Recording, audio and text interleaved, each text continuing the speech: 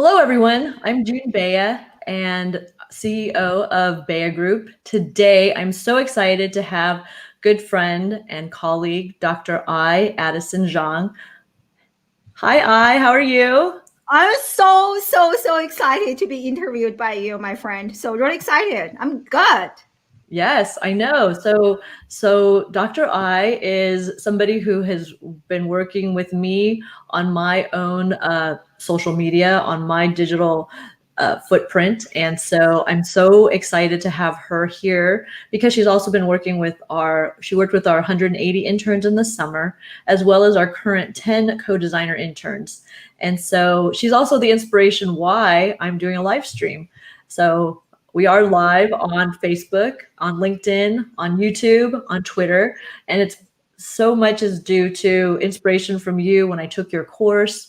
And so please let us know from your perspective why it's so important to have a digital footprint. Like, why does it matter now?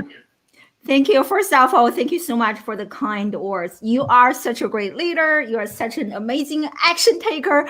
I just love it. I give you some advice and you immediately implemented it. So really proud of you. I'm really happy for you. I look at now you have your own show. So why is digital footprint really important? And I think like we need to understand that today we are entering this show me economy, right? Traditionally, even for all of us as professionals, we are in the tell me economy, right? You have a resume, you have a few degrees. So you are pretty much telling other people, whoever are going to hire you, going to work with you, like how good you are, right? You have this degree, you have the like scores, certifications. But I think that is good. It's no longer sufficient for those people like the young generation today. If they want to have a very fulfilling career and high paying jobs, they need to really embrace the show me economy. You have those degrees, and what have you done as a result of the degrees, the scores, the certifications? And I think social media and research has shown this is such a great way to illustrate what can you do as a result of your certifications and the scores. I personally love, LinkedIn, Twitter, all the social media channels.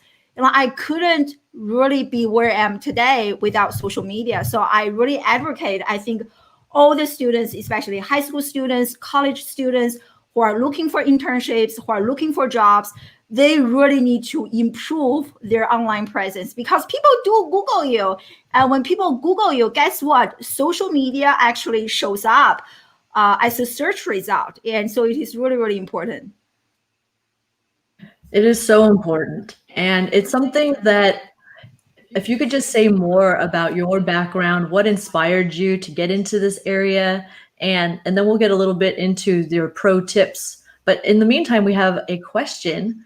So what are a couple marketing ideas you've learned and implemented from guest speakers? Because you have several live stream shows. Yeah, I now host 3 live streaming shows myself. One focuses on business, social media marketing. The other one focuses on education. We discuss, debate, and disrupt education. The third one is a new one that I have just recently launched. It's called Parenting Corner, where I invite parents, or sometimes I do training, and we talk about the good, the bad, and the ugly of being a parent. And I have learned so much from interviewing all those people. So in terms of, I see Kelly was asking about marketing. And here is my biggest takeaway. And you cannot become a thought leader or influencer if you are only a consumer. And if you want to make an impact, if you want to leverage what you have created online to generate more impact, to generate more income, to grow a bigger influence, you have to become a content creator. And almost all the people who have come to my show, they have their own blog article, they have been blogging for ages, or they have their own podcast, or they have their own live streaming show, or they have their books. Almost all of them are content creators as opposed to being a passive consumer. And that is something I'm trying so hard to help our interns understand, and the students I work with to understand, that if they really want to get something out of social media instead of being used by social media, if they want to use social media, they have to become a content creator. So that is a very important tip that I learned from all the people who come to my show. And the consistency, right? It's one thing to launch a show and hosting a few episodes here and there.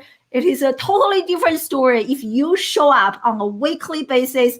That takes lots of determination and energy. So that will really separate the extraordinary from the ordinary. It's so true. And consistency is so key. And it is something that I've been learning from you. And so for us, our live stream show is every Thursday at 3:00. And next week, so I'll get into what we're doing next week, which is going to be our intern takeover. But they are moving from beginner versus advanced users of social media, of having a digital imprint. So if you could just say more about what you would tell somebody who is a beginner, and then how do they move to becoming more advanced in having their digital footprint? Yeah, totally. Yeah, Sophia, you are right. Online presence is crucial for better networking, digital networking. And most of the people that I work with nowadays, I have never met them in person. Like June and I, we have never met in person, but we have been working for so many months, and I love her just as a friend. So for me, for the interns, right, from beginner to a more advanced level. So from my understanding, before I resigned from my associate professor position, I was actually teaching social media, digital marketing. So what I observed from many students, those are in higher education, is that most students, they use social media to consume, to socialize. I'm not even talking about digital networking, just like to socialize with their roommates, their best friends, and to be entertained. Very, very, very few students actually know how they can use social media to create, to inspire a social movement, to educate, to share something that they are so passionate about, social justice, right? Many of our students are talking about passionate about diversity, social justice, but how many of you, I want to ask them, how many of you actually have taken the courage and challenge to launch like a podcast, to start a YouTube channel, to actually talk about what you are so passionate about, so that you can inspire more people to join you to start this movement, right? And I feel like very few students actually know this, and this is very, very important. And we hear so many stories about social media so bad for you, and safety, all those things. I totally agree. But I think social media is like everything else. You can use it for good. You can also use it for bad. So what matters is not social media itself. What matters is how you are using this, right? So are you using this to inspire, to educate, to persuade, to talk about something you are so passionate about? So I think, to me, that is how I cannot differentiate from the beginner who is they don't even know social media can be used as a way to create content, to start a social movement. Whereas the more advanced people, they are leveraging social media as a tool to start a bigger social movement. And also for beginner, I definitely want students and interns to clean up their social media like handles, especially on LinkedIn. And I think the number is 70%. Like people actually Google you and search you, social media search you before they decide if they want to hire you or if they want to do an interview with you. So it is so important, even if you don't want to become a content creator like us, to eventually become like thought leader, influencer in your own specific field. At least you need to have a decent online presence so that you show up as a professional, right? You're not going to lose a job or internship opportunity because of whatever you post online. Yeah, just understanding what to be aware of. And we do have interns who have been chiming in on the comments. And so please, if there's others of you who have questions for us, please put them in the comments in the different platforms. And I'm so excited just because you've been working on so many different projects, and we would love to know more about the skip the degree, save the tuition. Tell us more about what you've been working on. Yeah, before I answer that question, I see like Christy has a really great comment. She says she loves Instagram, and even like Instagram and TikTok. I have interviewed people who are really good at Instagram and TikTok. They have created a business based on what they have shared on Instagram and TikTok. They build a following, they build their authority and credibility so that people like them and trust them, and they are going to give you money to purchase from you. It is a really great lifestyle. And if you love Instagram, I can definitely give you more tips, Christy. Just like message me. So, and we have a question. Yeah, so, great question. Yeah, so I think for me, it's really depending on what you want to do. When you think about social media, it's not I'm on social media because I love Instagram or I love TikTok. I mean, it definitely plays a role in terms of which social media platform you want to use. But the bigger question you want to ask yourself is, what do I want to get out of social media, right? So for me, it's to run a business. And so for my business, most of my audience, they actually hang out on LinkedIn. So to me, LinkedIn is my favorite channel. But for you, if you are really into fashion, into sports, into makeup and fitness, and I think Instagram and TikTok are perfect for you. Start producing more content as opposed to only be a passive consumer, but actually think of yourself as a thought leader. As a leader, you can influence others, right? Don't always let others influence you. So in terms of my book, yeah, super excited about this book that I'm working on with Julia McCoy. And she is a college dropout and I'm a professor dropout. So you have two dropouts together. So we're doing something crazy.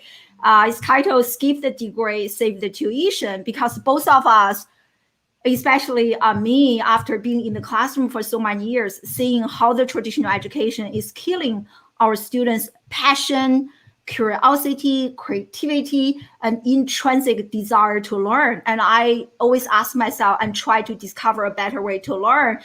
And from interviewing so many people, and Julia and I, we discovered that there are alternative paths to succeed in life without, especially if you are interested in starting a business, becoming an influencer, starting a YouTube channel, running your own business, marketing.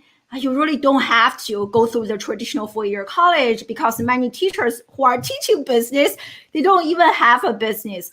And we have so many incredible stories in our book. And so we're really excited we want to open their eyes, the reader's eyes and heart to see what is possible, especially for parents, and to really accept their children's alternative interest other than, go to college, become a doctor or lawyer or failure, right? 3 options: doctor, lawyer, or failure. And we don't want to pigeonhole our children, but to really give them opportunities. Even if you want to do babysitting, hey, there is this incredible career that you can actually pursue. So that's kind of the intention for us writing the book.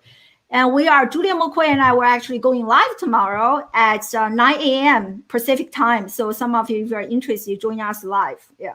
Talk about our book. Yeah, so you'll be live on your LinkedIn channel as well as several other channels, but we could definitely check you out on your LinkedIn. And here's a question. So what changes do you want to see in education in the system in the future? I love this question. And I think there are so many changes. The biggest change, I think we need more educators who are also practitioners. I think right now we have way more educators who are only, PhD degree holders, master degree holders.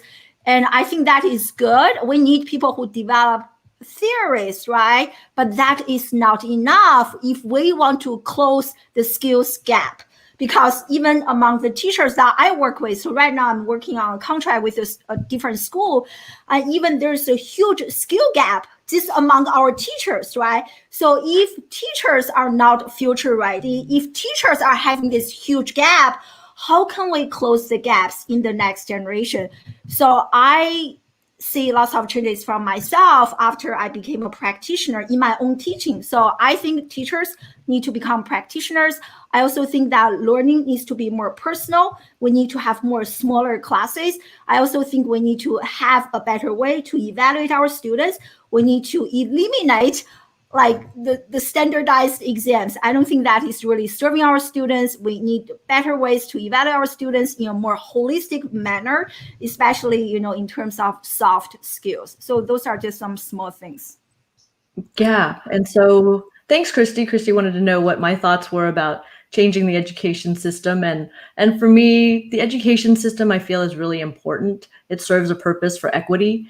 And so I'm a big believer in public education, especially for K through 12. And so definitely for higher education, it's important to have options. And I agree with you, that we don't necessarily need everybody to go to college. And some of the things that we're doing with our Work Wonder interns is to give them the skills, because that whole idea of the skills gap, I challenge, because it's assuming that everybody knows what that gap is. And maybe if you are in high school, you may not know that you're expected to know certain skills. So one of the things that we're doing with our interns is to give those skills and to give opportunities. And so it's something that I'm super excited about. And Cassandra has a question for us regarding, healthy balance between social media and other aspects of work, which is, balance is something that's really important. So if you want to, chime in a little bit about how do you have balance with social media use? Totally. Before I answer that question, I just want to really say a big congratulations to all the interns who are learning those really important life skills. Almost every day I share with my husband, oh, the interns are so lucky. They're learning all those important skills, because I also work with other students who don't have those skills, right? They're now learning this. So I feel really, really happy for all the interns. And so for me, in terms of having a good balance between social media and my personal life, actually now I use social media to run my business and help some of my clients. And I actually have a better social media balance because I know exactly how I want to show up on social media and how is social media serving me. Whereas quite a few years ago, I had no idea why I wanted to use social media. I was just there to waste my time. I could spend all day long on social media and not doing anything. But now I actually have a better balance. I check social media certain hours, and after that I actually designate a big amount of time to work with my clients or to create. So creation is a big part, and to me, if I'm only just consuming others' content, it's not serving me anymore. So that's kind of how I draw a balance. Yeah, that's a great answer and a good segue for what we're doing next week. So I am super excited because next week on the co-design Work with Wonder, this live stream, we're having our interns take over. So next Thursday at 3 p.m. Pacific, our interns will be doing a live stream and they will be taking this over. And so please come check it out, because they will be in front of the camera. They will be behind the camera. They will be running the banners. They will be running the whole show. And it's one of those that we feel very strongly about, which is to live it and every day. So give our interns these opportunities so that we don't talk about a skills gap 20 years from now, 5 years from now, because it's something that is maybe a cop out. Because if we as educators, as professionals, don't step up and give young people opportunities to know what the skills are that are expected of them in the workplace, then we're part of the problem. And I feel very strongly that they deserve opportunities where they see their own power, their own voice. And this is totally in line with what we've been talking about with Dr. I, which is owning your digital imprint, your footprint on how you want to show up on social media, how you want to show up in the world. And we have this amazing technology and platform, and it just really equalizes, right? Because we could have young people on TikTok, we have young people on Instagram who are really owning their power and their voice. And so I'm so excited that grateful for you and for all that I've learned from you and for just continuing to create content together. Oh, thank you so much. The honor is all mine. Thank you. Yeah, and we will be checking out your live stream tomorrow about your new book with Julia. And please stay tuned for our intern takeover next Thursday. And for now, thanks everybody for joining us, and we'll see you next time. Bye. Bye everyone.